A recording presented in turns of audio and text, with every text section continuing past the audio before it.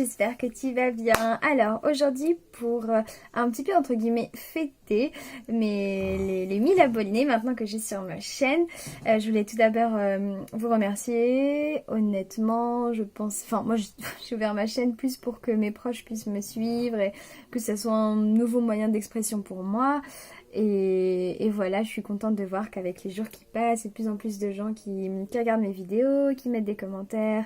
On peut échanger, discuter sur des sujets vraiment très intéressants. Et donc voilà, tout simplement déjà merci. Et du coup, ce que je voulais faire, c'est que là, je vais vous montrer la toute première vidéo que j'ai faite avec Angélique et qui est en fait une amie que j'ai rencontrée quand j'étais au lycée. Donc c'est une amie de longue date que j'aime énormément. D'ailleurs, je t'embrasse très fort.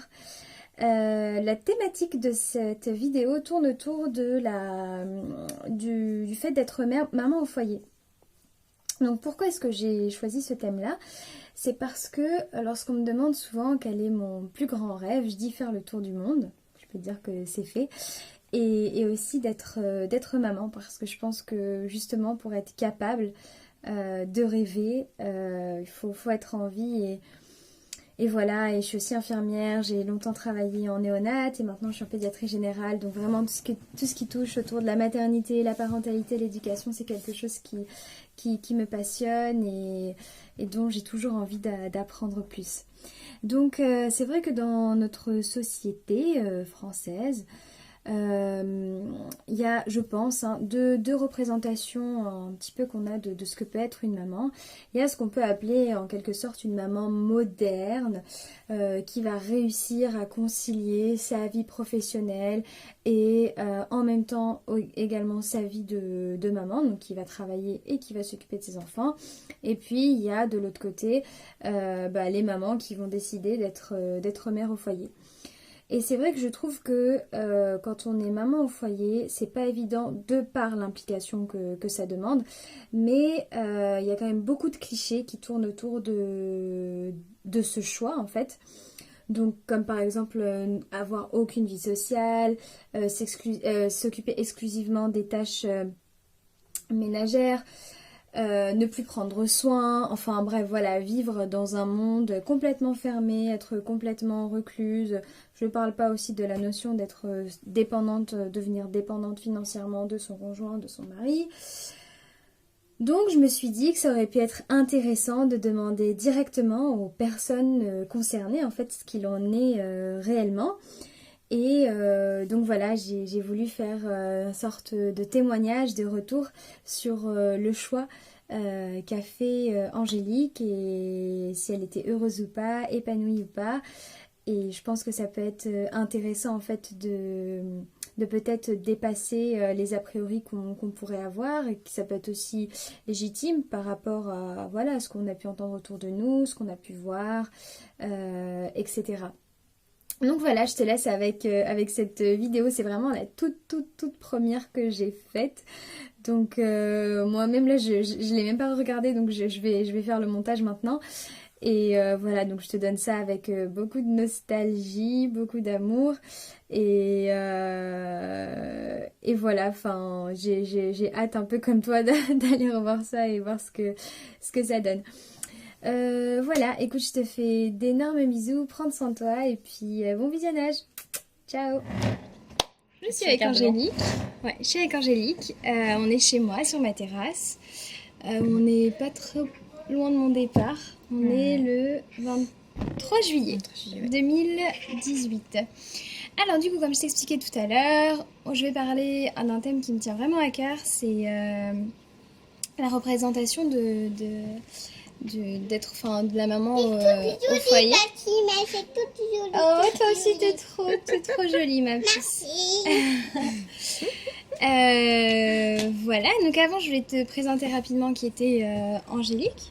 Du coup, on s'est rencontrés au lycée, elle et moi. En terminale littéraire plus exactement. Toi, tu redoublais ton année? Oui, j'ai redoublé mon année. J'arrivais dans ta classe. Exactement. Et en fait, ce qui nous a ralliés assez rapidement, c'était l'Asie. Ouais, notre passion pour l'Asie, toutes les deux. Voilà. En fait, j'avais repéré de loin qu'elle écoutait un peu de la musique asiatique. Enfin, j'avais vu Enfin, elle était devant moi et j'avais vu des idéogrammes chinois et tout. J'ai fait quelqu'un comme moi qui écoute de la musique pas occidentale. C'est rare. C'est rare et ça court pas les rues, surtout dans une petite ville comme la nôtre, Provins. Et voilà, et donc je lui ai demandé ce qu'elle écoutait, puis c'est parti de là, puis après on s'est plus quitté et ça fait 8 ans, 9 ans. Ouais. 9 ans, je pense. 2010. Avant même. 2009. 2009. Ouais. Ça fait 9 ans. Voilà. Trop belle histoire. Donc du coup, depuis évidemment ce 9 ans, il s'est passé plein de choses. Beaucoup. Angélique, tu t'es mariée à quel âge? 20 ans. À 20 ans. Et tu es tombée enceinte à l'âge de 22. 22 ans. Ouais. D'une petite Maëline que tu as perçue il y a 2 secondes. et voilà. Et donc en fait, Angélique, une fois qu'elle a accouché, finalement, jusqu'à aujourd'hui, Je suis restée à la maison. Donc là, ça fait plus de 4 ans. Ouais, plus de 4 ans que tu es maman au foyer. Et ouais. Alors du coup, ma première question c'était, avant d'accoucher, comment envisageais-tu la garde de Maëline après ton congé maternité? Alors c'était plutôt du genre, je vais faire mon congé maternité, donc les 3 mois, c'est ça. Et après, elle ira en crèche et je retournerai au travail. Ça c'était avant. Ça c'était le plan imaginé avant. Et finalement, pourquoi est-ce que t'as préféré rester à la maison finalement et t'occuper de Maëline? Enfin, qu'est-ce qui a fait que tes plans ont changé? Il y a plusieurs choses. Il y a surtout que j'ai eu une grossesse à risque, donc qu'on a failli ne pas l'avoir et j'ai eu envie d'en profiter et de l'allaiter très longtemps. Donc voilà, déjà c'était ça. Et aussi, parce que à cause de la grossesse à risque aussi, on n'a pas pu faire les démarches pour la crèche. Et à Paris, quand tu fais pas les démarches pour la crèche pendant ta grossesse, t'as pas de place. Et donc après, il y avait l'option nounou, mais nounou, j'avais pas confiance, surtout quand on voit les nounous du quartier. Et du coup, j'ai plutôt voulu rester à la maison aussi pour sa double culture. Comme elle est chinoise et française. Ouais, ils sont mariés chinois. Si on prend une nounou chinoise, elle aurait eu que du chinois et encore peut-être même un dialecte chinois et pas de français. Et si on avait une nounou française, la nounou lui aurait dit non, je te comprends pas, tu parles n'importe comment. Donc j'ai préféré la garder à la maison, comme ça on a fait des activités et elle a ses 2 langues. D'accord, donc au final, si tu as décidé de garder ta fille, c'est vraiment pour plusieurs choses. Enfin, il y avait un contexte de base, mais aussi, c'est une décision que tu as vachement réfléchi. Oui, ça a été réfléchi après. Petit à petit pendant la grossesse en se disant on n'aura pas de place en crèche, mais finalement la nounou c'est peut-être pas une bonne idée, et puis comme ça on a profité pour l'allaitement, pour sa culture, et moi j'ai profité d'elle aussi, donc pour le bien de Maëline, mais aussi finalement pour ton rôle de maman. C'est ça. Et est-ce que c'est une décision que tu avais prise avec Wei, son mari? Oui. Ouais, quand même, parce que on est quand même à 2, il faut vivre sur un salaire, sachant que je n'avais pas assez travaillé, on n'a pas eu d'aide de la CAF pour un congé parental. Il est beau ta robe aussi. Merci ma puce. Elle me fait trop de compliments, j'ai trop de la chance. Et du coup aussi c'est quand même pris ensemble parce que c'est la maison, il faut gérer tout le reste aussi derrière, donc oui ça a été pris ensemble. D'accord. Et est-ce que tu pourrais nous raconter un petit peu ton quotidien de maman au foyer? Mais j'imagine que maintenant, Maëline, elle a 4 ans.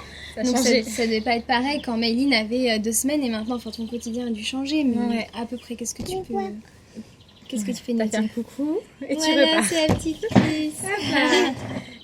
Du coup... La couronne de neige. J'ai trop de la chance, je vous ai dit, j'ai trop de la chance. Du coup, au début, c'était plus... on habitait à Paris, mais on a mes parents en province, et avec une maison, jardin, donc on venait passer du temps en province pour profiter de l'air pur et de la campagne. Donc c'était plus quand même entre les repas préparés, puisque j'ai tout fait moi-même, j'ai mis de petits pots, et puis les moments de jeu dehors ou à l'intérieur. Après, attention Maëline, là c'est dangereux. Après, Faites sur tous les fronts quand on est maman. On fait une vidéo, on répond aux questions, on fait attention à la petite. Et du coup, par contre, quand on était à Paris, c'était plus toujours les repas. Et par contre, Paris, je pouvais l'emmener à l'aquarium, au musée, donc un peu de l'éveil comme ça. Mm-hmm. Et après, par contre, quand elle a grandi, ça a été plus vraiment les sorties avec elle, toujours plus de temps à s'amuser, à jouer dehors. Et toujours après les tâches quotidiennes à la maison. Et puis maintenant, à l'école, c'est quand même rythmé par l'école. D'accord. Mm. Et est-ce que tu es heureuse et épanouie enfin, dans ce choix de vie? Ouais, bah oui, hein. Moi, enfin, si c'était à refaire, je recommencerais. Hein. Je ferais tout pareil. Ouais, je dirais, je reste avec elle à la maison. Et même là, enfin, j'ai envie de retravailler parce que ça me manque quand même un peu. Oui, Maïline. Oui, tu peux jouer. Mais après, je me dis... Regarde. C'est quoi ma choupette? Ah, Un petit bout de caoutchouc. c'est un tout caoutchouc. Je Vas-y, sais tu pas peux d'où jouer à ça la vient, marelle mais- avec. Vas-y. Tu mets pas dans ta bouche, c'est Oh. tout. Ah bah voilà, me Bien l'a cherché, lancé. ma fille. Et du coup, ouais, je me dis, j'ai envie de retravailler parce que ça me manque quand même de préparer des voyages sûr. pour les gens. Mais d'un côté, je me dis, j'ai quand même envie de passer du temps avec ma fille. Et Maïline, s'il te plaît. J'ai quand même envie de passer du temps avec elle. J'ai pas envie d'être un parent qui court le matin à 8h30, qui jette sa fille dans la classe et qui vient le rechercher à plus de 18h, voire 19h, et qui a le temps de rien avec, en fait. Oui, donc pour toi, tu investis dans le temps et dans l'éducation de Maïline, mais aussi dans, comment dire, enfin, dans ta relation finalement mère-fille. C'est comme ça que toi tu vois les choses et tu dis que Ouais, bah oui, c'est pour elle. Enfin, bien pour sûr, elle et pour moi. et pour toi. Et dans tout ça, bah, tu vois, je pense que dans notre société actuelle, bah, on pourrait te poser comme ça la question, est-ce que tu trouves quand même le temps de prendre soin de toi? C'est-à-dire, est-ce que tu arrives à concilier ta vie de maman, mais tu vois, ta vie de jeune femme aussi? Parce que j'imagine qu'un petit bout comme ça, en connaissant Maïline, elle court partout. Oui, on entend le chien Oui, derrière. on entend les On chiens ira le derrière. voir après. Bah, Il y a un petit peu de bruit de fond, mais au moins, c'est une vidéo authentique. C'est ça, avec la présence d'un enfant Voilà ce que ça donne. en forme. Au début, c'était quand même assez difficile parce qu'en plus, il y avait l'allaitement et elle voulait absolument que le sein, pas de biberon du tout. T'avais essayé? Ouais, mais au bout d'un moment quand même. Bien sûr. Oui, t'en as 2. Oui, vas-y. Et tu du peux coup, jouer avec. comme il y avait ça aussi, il fallait toujours que je reste un peu avec elle.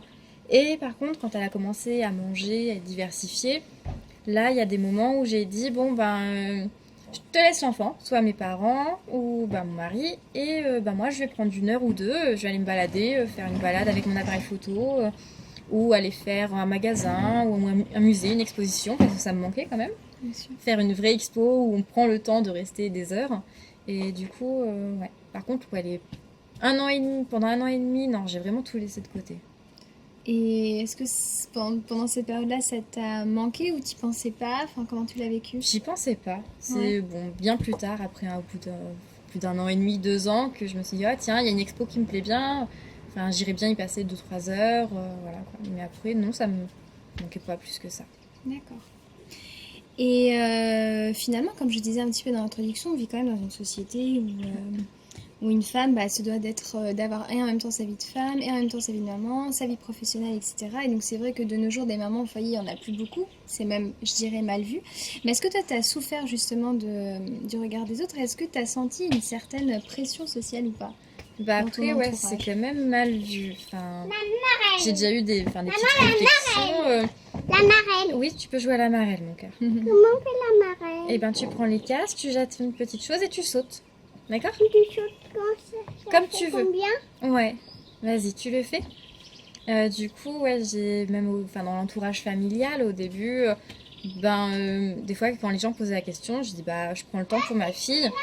Et parfois mes parents répondaient c'est comme ça, pour ça elle l'allait, c'était un peu l'excuse quoi. Fallait une excuse pour dire elle reste à la maison, c'est pour avoir un allaitement, quelque chose comme ça. Ou après, D'accord. je sais qu'au bout d'un moment, il y a mon grand-père tout simplement qui a demandé à mes parents, mais Angélique, elle va plus savoir travailler, hein. Une petite réflexion qui passe en douce comme ça. Ou après, avec des mamans même de l'école. C'est des parents qui ont fait un gosse, mais qui le mettent, qui le jettent le matin et pendant les vacances, c'est centre de loisirs. Tu vas à l'aquarium tout seul avec le centre de loisirs. Moi, j'ai pas envie d'y aller. Tu te débrouilles quoi. Et il y a une maman qui m'a dit, mais ça te manque pas de travailler? Donc je lui ai dit, ça va. Mais moi, je suis mieux sans mes enfants quoi. Et bon, voilà quoi, on laisse parler. Je fais ma vie, je fais comme je l'entends avec ma fille. Voilà. D'accord, donc C'est c'est mon quand même choix. quelque chose qui existe. Ah oui, ça existe.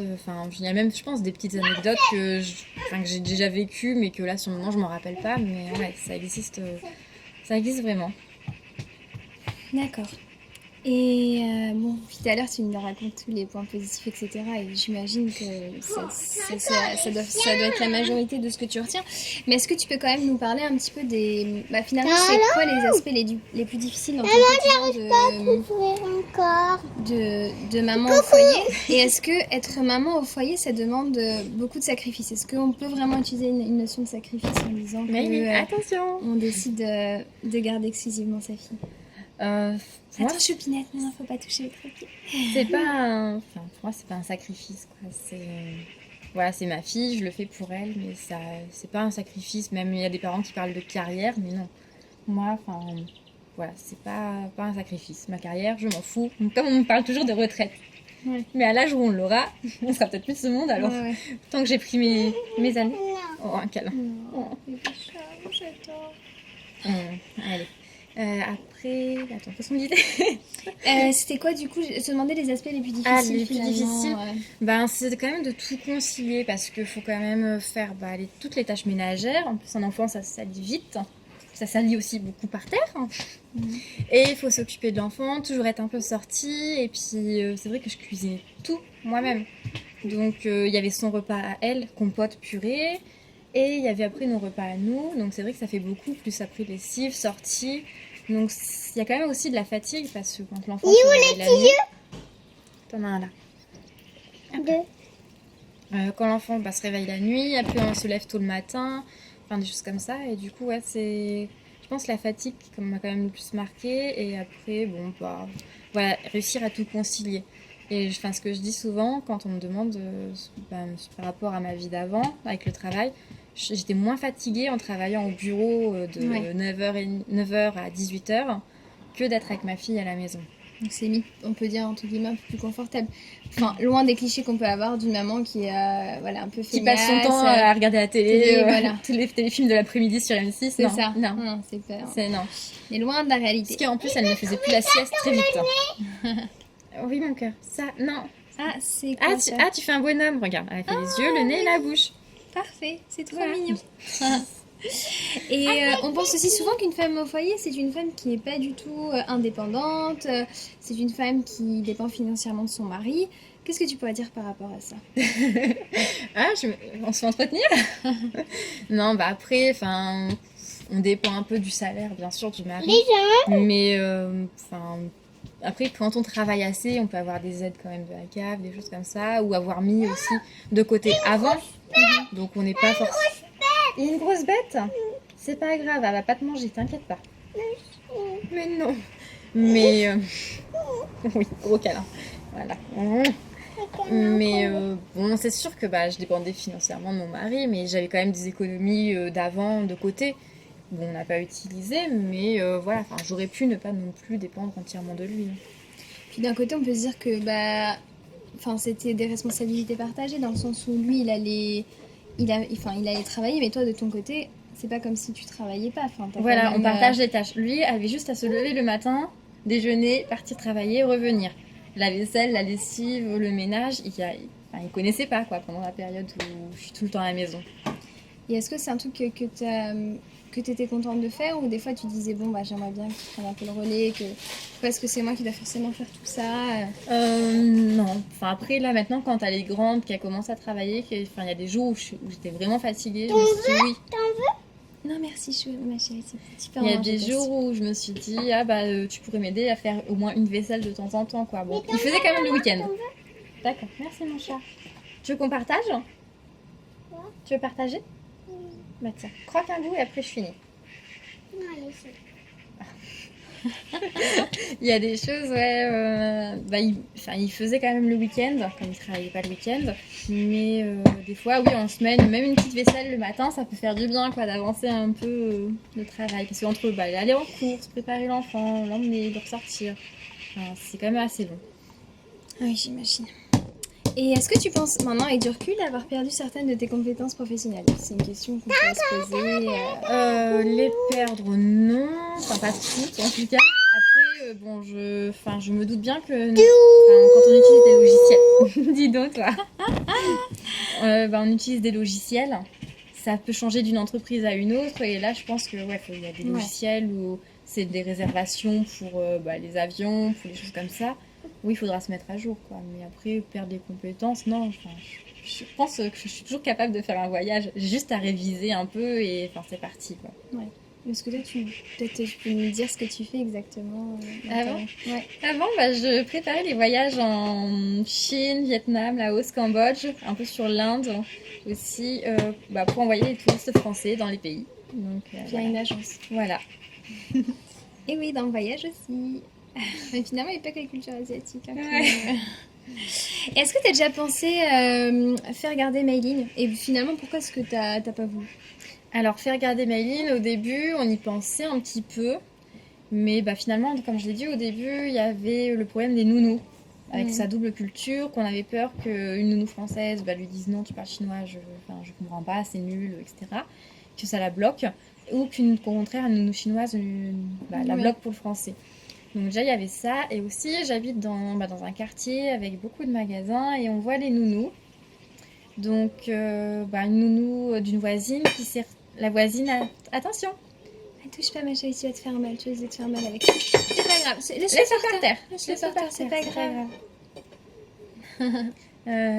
Oui, on a bientôt fini, t'inquiète pas. La nounou, la maman a été rechercher la nounou et l'enfant au commissariat de police de la Défense parce que la nounou se servait du sac à langer de l'enfant pour voler des choses dans le magasin. Il y avait aussi ma collègue de travail, ma RH. La nounou, en fait, laissait l'enfant toute la journée à pleurer. Attention, ça bascule. Laisser l'enfant à pleurer toute la journée et le changer qu'au dernier moment. Et lui crier dessus quand il pleurait. Donc déjà, ça calme. Hein. Et comme au début, quand je gardais Mayline, on allait bien sûr au parc voir les enfants jouer, quoi, puis pour qu'elles se sociabilisent en jouant aussi avec eux. Et en plein hiver... C'est toi qui es belle. Et toi aussi, t'es belle. Quand on voit les nounous qui se disent « Ah tiens, on va poser les gosses chez toi et puis on va aller me faire les ongles » ou « Tiens, je te mets dans un coin du magasin, je vais faire le magasin ». Enfin, je peux comprendre qu'elles aient envie de faire un magasin comme ça, mais voilà quoi, tu fais attention quand même de ce que tu fais de l'enfant. Tu le laisses pas dans un coin. Oui, en tant que maman, tu te dis que tu serais la plus à même à garder ta fille. Mais bon, après, je pense que toutes les nounous sont pas comme ça aussi. Ah oui, bien sûr, il y en a des très bien aussi. Hein. Enfin, j'ai des amis de l'école maternelle. Voilà, les parents sont très contents de la nounou. Je vois les nounous, elles sont très compétentes, mais voilà. Pour la double culture, en plus, c'est ce qui m'a posé le plus de problème. Je comprends. Et quelle relation t'entretiens avec Mayline aujourd'hui? Est-ce que tu penses que t'es plus fusionnelle? On est collés. On est englués, ouais. Très très fusionnel. Faut toujours être présente. Voilà quoi, c'est toujours maman. Bon, on arrive quand même à se détacher maintenant. Oui, mon cœur. C'est un petit bâton, ouais. La première année d'école a été difficile, quoi, pour la séparation. Surtout pour elle, hein. Ouais, ça va, hein, je profitais pour aller au musée, faire d'autres choses. Mais du coup, ouais, c'était quand même assez difficile pour se séparer, pour réussir la journée. Au début, elle disait « Ah, j'ai perdu maman, je vais pas rester à l'école parce que je perds maman quand je vais à l'école. » Oh, petit cœur. Donc, mais maintenant, ça va. Ça va mieux. Bah oui. Maintenant, elle me parle de ses copines à l'école, de son amoureux, Hugo. Hein, Mayline? Oui. Hugo? Oui. C'est qui, Hugo? C'est elle. C'est elle? Non, on dit c'est lui. C'est lui. C'est ton amoureux ou pas? Oui, si. Ouais. Tu l'aimes beaucoup? Oui. Ouais. Ils sont trop mignons. Très bien. Et pour finir, je vais te demander si aujourd'hui je t'annonce que... Ah non, attends, j'ai bientôt fini, ma chérie. Si tu m'annonces? Si aujourd'hui je t'annonce que je vais avoir un bébé et que moi aussi j'ai envie de le garder, de m'en occuper vraiment de manière exclusive, quel conseil tu me donnerais? De faire ce que tu penses le mieux, de ne pas écouter les autres autour, surtout. Et que si tu as besoin d'une pause, surtout, tu n'hésites pas à me demander. Je serai là pour le garder. Parce que la maman aura toujours tendance à vouloir enchaîner, à ne pas vouloir déranger l'autre personne, alors que des fois, peut-être 1 heure de pause, ça pourrait faire du bien. Garder de temps en temps. J'ai pu garder Mayline de temps en temps, mais finalement, tu m'as pas tant demandé que ça. Hein. C'était vraiment que tu avais un rendez-vous ou un truc après, oui, en plus tu travaillais, je vais pas te déranger. Et puis après, on a quand même passé aussi des mois en Chine en voyageant. C'est ça aussi, ce qui est d'avoir été mère au foyer, c'est qu'on a pu l'emmener en Chine beaucoup de fois. Parce qu'elle est au moins à 2, 3, 4, 5 Ouais, au moins voyages. 5 voyages, ouais. 5 voyages en Chine. Voilà. Un petit peu bougé. Ouais, très bien. Bon, bah écoute, je pense que c'était tout. C'est tout? T'as plus de questions surprises? Non, je pense qu'on a fait un peu le tour de la question. Bah, merci beaucoup d'avoir répondu à tout ça. De rien, avec Et plaisir.